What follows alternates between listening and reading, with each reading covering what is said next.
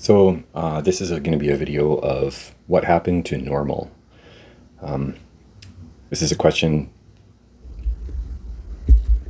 that I've had lots of times in the past couple of years, partly because I've been paying much more attention to the wider world and the wider things that are going on. I've spent a lot of time watching and trying to process different things to get an understanding. And so, what I want to talk about is something that I'm going to refer to as the quiet middle. It's this idea that there's a big portion of the population that doesn't normally engage, and it's not because of being too lazy to engage or too asleep to engage. It's more about they're just going about doing the things that human beings normally do: their jobs, family, making sure their home is taken care of, their food is on the table, and their kids or future kids have a place to grow up in the same. And a lot of that doesn't mean engaging in all of the back and forth that you see across the world, whether it's warfare, whether it's political parties fighting over stuff. Normal people don't engage in those things. And so I call it the quiet middle, just because it's not that they're asleep, it's that they're just really quiet and they are the observers of what's going on. So who is making the noise? I've got a couple of different things pointing towards about 10% of the population on either side. So if we have the middle being the center of a bell curve, you've got 10% of the people on one side, you got 10% of the people on the other side, and then 80% of the people kind of sit in the middle. If you guys understand what a bell curve is, then that's a pretty simple explanation. Now, the 10% on one side and the 10% on the other side are going to be the ones who are making the most noise. They tend to be, when you go out onto the street, the ones who are screaming or yelling or fighting or confronting somebody publicly, or engaging really strongly with not very much interaction or understanding of the other 10%. On the internet, in forums, on posts, on the comments section, you see a lot of that you don't often see. The biggest engagement in a normal comment, because it's not exciting.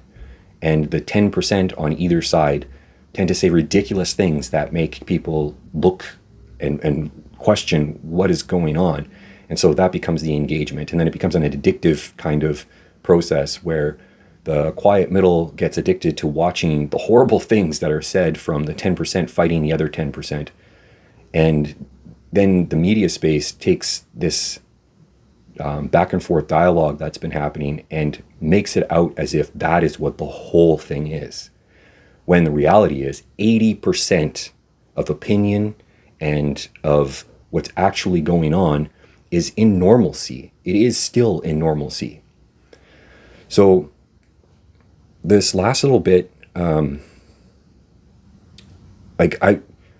can't say definitively. I just have my opinions on when the waking up or the shaking up of the quiet middle has happened. But I think there were some extremely shocking instances to at least the country that I'm in and the people that I kind of have around me. The biggest shocking things were the invasion of Ukraine by Russia. That really shook people up, thinking that the normal was what we were doing. We were going forward with the normal. And then all of a sudden, the 10% comes out of the side and attacks another country. And so then that makes us think that the safety net of the normal, where we're trying to live our lives and create safety for our children and a roof over our heads and food on the tables, is not so certain anymore. That is when the quiet middle starts engaging. The problem right now is that the media is covering only the 10% on either side fighting each other. And there's a reason for that. There's a reason for why people engage in that kind of stuff. So the reason why the media is presenting it is because there's profit in it. They want as much engagement as they can because they make money off of it. So if people are fighting and it gets the quiet middle to look that direction, that's the engagement. Whether or not it's good or bad or right or honest, or if there's any value to it, that's not a part of the directive of these media companies that are doing this. Their directive is profit, like just profit. And profit doesn't care about you, and it doesn't care about the future unless in the future it means more profit. If doing something to help you makes more profit for them, then they'll do it. So that's the gist of why media companies keep on engaging in things that are harmful to society. So now let's talk about what the actual harm is being done and how it's being done and why people are so engaged in this harmful behavior or media.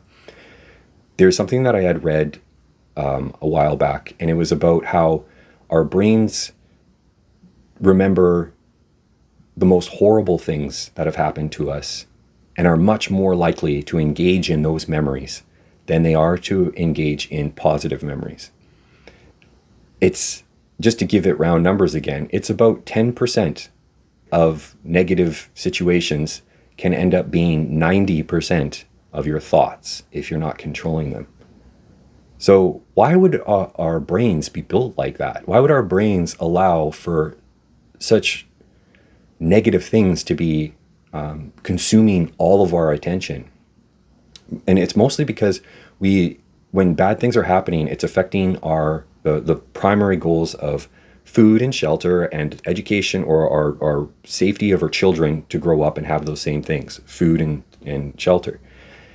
And if something you do is negatively influencing that, then our brain is going to categorize that as something that needs to be addressed. And so it puts a lot of energy into addressing a negative situation so that you have more positive for your children. It's all about children. Everything about how our brains and our society is built historically is about trying to stabilize things for our children. This is fundamentally the most important part. And so that's why our brain does that. It's because bad things tend to mess up those chances.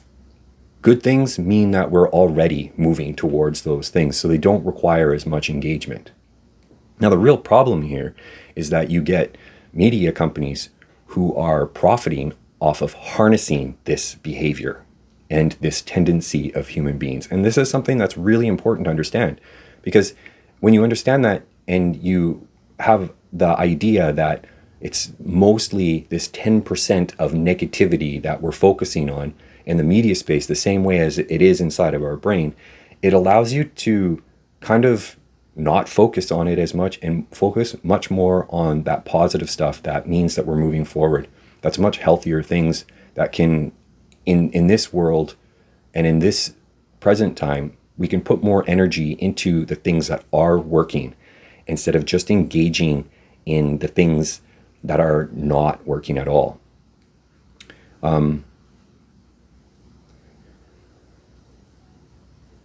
That's about it. The media companies are using fear and negative situations to create profit, and we are engaging in it because our brains are built that way. But we are also very smart as human beings. We can not engage in those things. We can choose those. We have the choices to engage. The only way you can make that choice and override your basic functions of your brain is through knowledge. And so I'm hoping to spread some knowledge about these things. All right, thanks very much, guys.